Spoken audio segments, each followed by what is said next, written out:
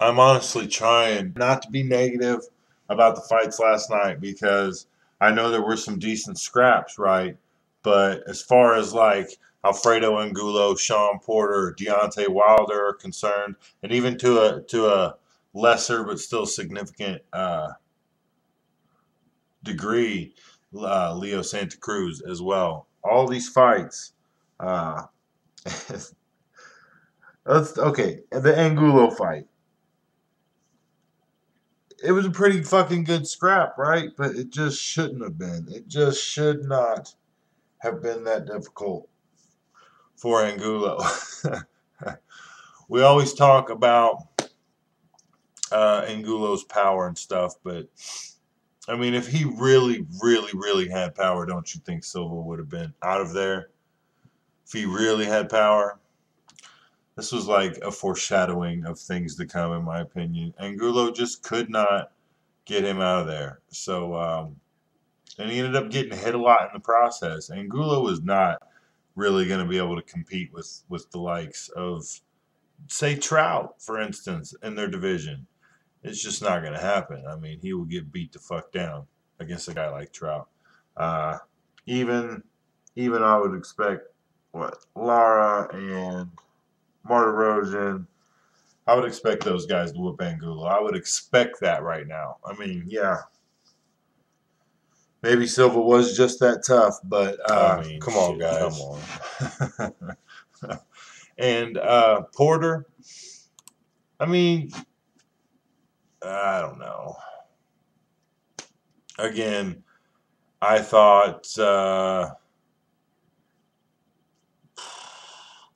it would look better, but you know, maybe I'm just being hypercritical of Porter. So we'll just move on because I really didn't think much of the fight. I didn't think it, raised or lowered my, my bar for Porter at all. Just I guess I hope he stays active. We'll see. Deontay Wilder knocked out a bum. So fucking what? I don't care. That doesn't fucking impress me. Deontay Wilder has fought nothing but bums. He's fought nobody.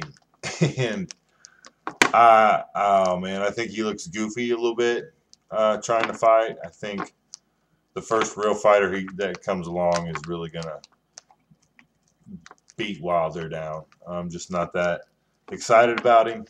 It was a nice punch, sure, but fucking Kelvin Price was a bum, dude. A bum.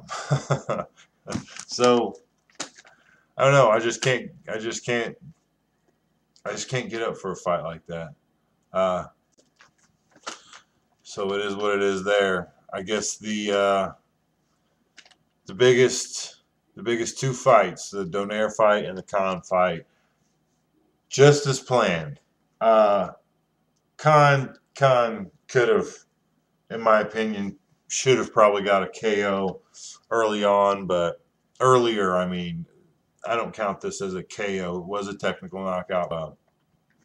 But let's take a closer look at this fight because that's what everybody really wants to know, right? Is if Amir Khan is a changed fighter. First of all, you have to take into account that he's Virgil Hunter. He's only been with Virgil Hunter like 2 months. That's really not enough time to really judge how well he's going to do with that trainer or how bad he's going to do with that trainer or if anything's going to matter at all. Still, to me, same old Khan. Same exact Khan. This is just like the Malignaggi fight where he didn't really have to worry about Molina knocking him out.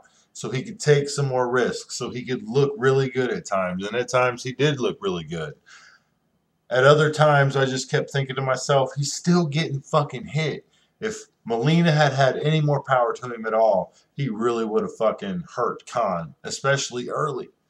I don't see any difference, and I don't expect to see any difference, but there's this huge deal about Virgil Hunter, and I don't think we're going to see anything come of that, if anything comes of it at all, for at least another couple fights. So we'll see. Again, this is just a big night of we'll sees and so whats to me. But Amir Khan is still exciting to watch. I'm still a fan of watching Amir Khan. I'm just not. I just don't rate him like I used to rate him. I was a big, fan of him, and I thought he was really good. And he's just not performed to the level that I expected him to perform at. So I just can't rate him as high as I used to. He's going to have to do better, in my opinion, but it's defense that he needs. And there were still times when he was just getting caught with shit that I just don't think that he should get caught with. And if Molina had any power, it would have been better for Molina. Donaire versus Arce. Blew him out of the fucking water. Knocked him out in 3 rounds. He really put the fucking beating on him. And who's really surprised? I'm not surprised. Are you surprised? I'm not surprised. It's fun to watch. Arce isn't a pushover, I suppose, but to a guy like Donaire, who's right now fighting at a, at peak, I guess, or maybe he's even not even peaked yet, but for being in his prime or pre-prime years, he's supposed to do these kind of things to guys like Arce. So, again, fun to watch, but went as expected. I think I'm going to do a whole new thing for the Pascal shit. Because I think a lot of my disappointment in tonight wasn't that it was a bad night. It was a good night of fights, man. I would be lying if I told you that Saturday night I did not enjoy watching boxing all fucking day long. Into the late hours of the night. From afternoon to late hours watching boxing. It was cool, except for the time when I got up to do shit and missed the Arthur Abraham fight. But the Canadian card was so fucking outrageous and crazy and fun to watch, but there was a bunch of shit fighters in it. But every time you it wasn't every fight, but you can imagine sitting there and every time you get up and come back and something's happened and fucking knock down and knock out. It was just kind of a crazy card and got you pumped up or whatever, but it really was meaningless. But at the same time, then you come and watch a more normal boxing, event, and it just combined with the fact that a lot of people did not look as good as they should have looked, kind of made for I don't know, a less entertaining evening. But it was still a good night of fights. I'm gonna cut this out.